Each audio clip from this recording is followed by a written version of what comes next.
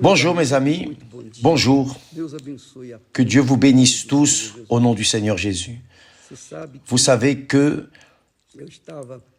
j'étais en train de penser, méditant, raisonnant, et le Saint-Esprit m'a donné une direction, une compréhension encore plus grande que ce qui est écrit.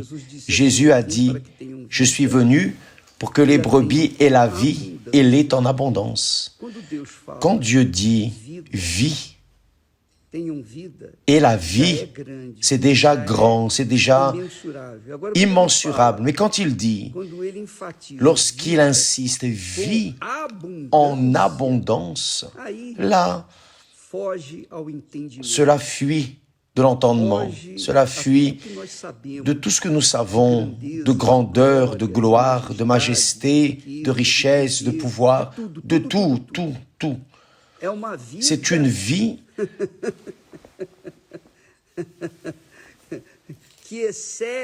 qui excède la compréhension. Et quand il dit cela, il est évident que les personnes qui n'ont pas de compréhension disent ainsi, « Ah, alors je vais avoir des maisons, des voitures, je vais voyager, je vais avoir des richesses, une famille, ceci, cela. » Quand la personne pense dans les petites choses de ce monde, parce que tout est passager, tout ce que nous voyons dans ce monde a un délai. Dieu ne parle pas d'une vie en abondance limitée à ce monde parce que le monde va prendre feu, tout va finir. Il parle d'une vie avec abondance éternelle.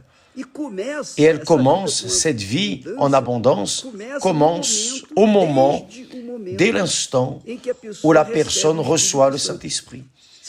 Avez-vous déjà imaginé avoir le Saint-Esprit en vous, l'Esprit de la création, le Créateur à l'intérieur de la création humaine, si petite, si insignifiante, si pauvre? Non. Non, plus pauvre, plus insignifiante, plus rejetée. Elle peut être rejetée par tous et tous, par les propres parents, mais pas rejetée par le Saint-Esprit, pas rejetée par le propre Dieu. Quand le Saint-Esprit vient faire son habitation en nous, alors qu'est-ce que ce monde peut nous donner qui nous satisfera? Quand vous avez le Saint-Esprit, qu'est-ce que le monde peut offrir, capable d'au moins arriver proche de cette richesse? Il n'y a rien. C'est cela qui irrite le diable. Le diable est arrivé auprès de Jésus et a dit, « Oh, il lui a montré la gloire de ce monde et a dit, « Tout cela est à moi et je te le donnerai. » Jésus a dit, il est écrit,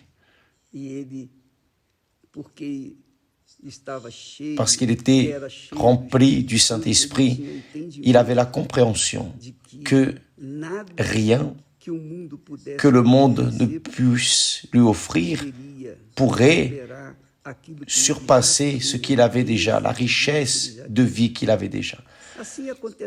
Il en est ainsi avec vous, mes amis, qui avez déjà le Saint-Esprit. Peut-être que vous êtes en train d'affronter des tribulations, des luttes, des dégoûts, des frustrations. Vous vous êtes déçus avec un tel, le mari, l'épouse, le fiancé, la fiancée, avec les enfants. Vous êtes restés frustrés avec les choses de ce monde, avec les personnes de ce monde. Mais ne regardez pas ça, non. Soyez intelligents. Ayez la compréhension que en vous, si vous l'avez déjà, en vous, vous avez la plus grande richesse que l'être humain pourrait avoir dans ce monde et pour toute l'éternité. Pas seulement dans ce monde, mais pour toujours, pour toute l'éternité. Parce que la vie en abondance que Jésus promet n'est pas limitée à ce monde où nous vivons, mais elle est illimitée à l'éternité. Vous avez la richesse de Dieu en vous. Pensez-y. Regardez, pensez et voyez que le plus important pour vous est l'autel et l'esprit de l'autel qui est en vous et a fait de vous le propre temple, le propre autel du Très-Haut. N'oubliez jamais cela. Avec cette vision, avec cette compréhension, vous êtes prêt, prête à affronter l'enfer. Vous êtes prêt, prête à affronter ce qui viendra et tout surmonter. Parce que c'est la foi de la vie en abondance et éternelle. Que Dieu vous bénisse et à demain au nom du Seigneur Jésus. Ah, et d'ailleurs, demain, mercredi, la nuit de l'âme, je serai au temple de Salomon avec ceux qui sont intéressés à sauver leur âme. Si vous êtes intéressé à sauver votre âme, ce mercredi, la nuit de l'âme, la nuit du salut de l'âme, que Dieu vous bénisse et à demain. Amen.